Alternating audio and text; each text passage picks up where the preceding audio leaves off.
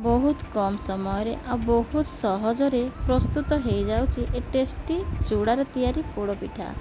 केते स्पंजी आपण माने देखि पारुथिबे, बहुत बढ़िया टेस्ट यार आ एते सहज आपण माने जे केही भी बनई पारिबे। देखंतु केते बढ़िया हेची ए पोड़ पिठा, पूरा जालीदार भितरु आ पूरा तोला परी कणलिया।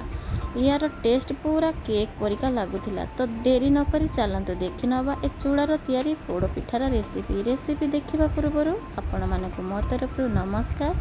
सर्वप्रथमे आपण समस्तंकु हम डिकेल स्नेहा यूट्यूब रोषेई चैनल को अनेक अनेक स्वागत।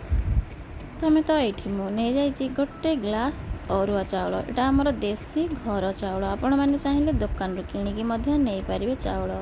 चाउल पानी देकी 2 ରୁ 3 थर ताकू भल भाव में धोईकी ये मुझे आसी या बर्तमान मु घोड़े 6 घंटा छाड़ीदबा। तापर ये मुझे जाइए सेम ग्लास रे हाफ ग्लास चूड़ा को भल भाव में बाउल देकी ताकू धोई नहीं कि आसी। देखंतु ये चूड़ा भल भाव में धोई सारा पर ताकू मु हाफ ग्लास पानी देकी 1 घंटा छाड़ी देइछि। 1 घंटा पर देखंतु चूड़ा केते बढ़िया से हमर फुली जाइछि। एठी 6 घंटा पर अरुआ चाउल देखंतु भल भाव में भिजिकी पूरा फुलिकी अछि। तापर गोटे मिक्सिंग जार नहीं जाइछि। मिक्सिंग जार सब अरुआ चाउल को मु दे देइछि। अरुआ चाउल रे 2 चामच पानी देकी ताकू पूरा चिकन करिकी मोटा करिकी बाटिकी एठी मु नहीं आसीछि। तापर से सेम मिक्सिंग जार रे भिजेकी रखिथिबा चूड़ा को देकी 2 चामच पानी देकी ताकू मध्य चिकन करिकी बाटिकी एठी नहीं आसीछि। एबे से चाउल बटा रे चूड़ा बटा को मु ऐड करि नेछि। तापर हाफ कप कटा नड़िया ऐड करनेली, 1 कप कोरा नड़िया ऐड करनेली, 1 कप एठी मु नहीं जाइछि गुड़। तापर हाफ चामच गुजराती गुंड ऐड करनेली, हाफ चामच गोलमरीच गुंड ऐड करनेली। स्वाद भल रहिया पई एठी मु नहीं जाइछि हाफ चामच लूण। ताकू भल भाव में सब को आमे हाथ रे मिसई नबा। एठी देखंतु भल भाव में सब जिनस को मिसई सारा पर घोड़े की ताकू 1 मिनिट आमे साइड रे रखि नबा। तापर गैस को ऑन करी एठी मु गोटे नॉनस्टिक कड़ाई गैस रे बसई नेछि। कड़ाई गरम हो जावा पर 3 बड़ चामच मु एठी घी ऐड करनेली। घी गरम हो जावा पर किछि कटा नड़िया एठी लंबा शेप रे मु काटी रखिथिली ताकू किछि सेकेंड पई आमे भाजी नबा गैस रो फ्लेम को लो टू मीडियम करिकी। तापर गोटे मुठा काजू एठी मु ऐड करि नेछि। काजू को मध्य काजूर कलर चेंज होवा पर्यंत एठी भाजी नबा। एठी देखंतु काजूर हल्का कलर चेंज हो जावा पर आमे ताकू बाहर कर नबा गोटे प्लेट को।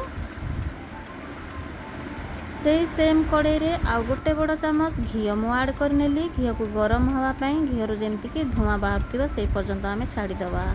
एपटे 1 मिनिट पर गोटे पकेट इनो मुए बैटर रे ऐड करनेली। तापर हाफ चामच पानी ऐड करनेली जेमती कि इनो आमर पूरा बहुत बढ़िया से एक्टिव हो जिवो। इनो को भल भाव में बैटर रे आमे मिसई नबा। जेमती कि मु कहिथिली कड़ाई रू पूरा धुआं बाहर थिबो, सेई स्टेज रे आमे गैस रो फ्लेम को पूरा लो करिकी ए बैटर को आमे कड़ाई रे ऐड करि नबा।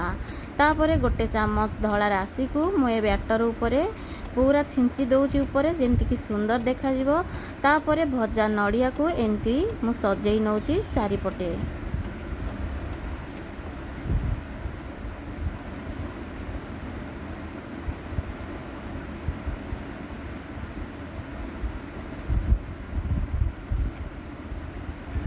एठी पिठा को भल भाव में सजई सारा पर गैस रो फ्लेम को लो करी पिठा सिझिया 20 मिनिट घोड़े देथिले। 20 मिनिट पर देखंतु पिठा केते बढ़िया फुली जाइछि। गोटे चामच मारिबा मझिरे देखंतु पिठार मझिरे चामच मारिछि, चामच रे किछि भी लागुनी, ता माने पिठा हमर भीतर बढ़िया से सिझी जाइछि।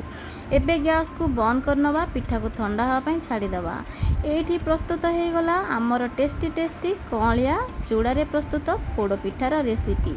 रहुछि नमस्कार, धन्यवाद।